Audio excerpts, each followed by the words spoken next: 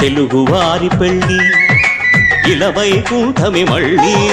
సంప్రదాయమే సౌందర్యంగా సాగుతున్న పెళ్ళి ఇది తెలుగువారి పెళ్ళి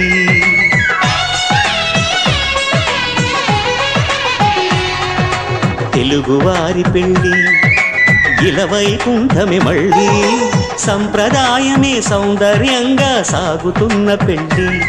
ఇది తెలుగువారి పెళ్ళి ఒకరికి ఒకరని అనుకుంటే అదే నిశ్చితార్థం ఆ నిర్ణయానికి తలవంచడమే పెళ్లి అంతరార్థం శతమానం భవతి అంటుంది శ్రావణ మాసం శ్రావణ మాసం శ్రావణ మాసం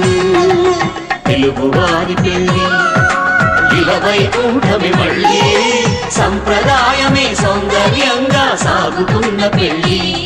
ఇది తెలుగువారి పెళ్ళి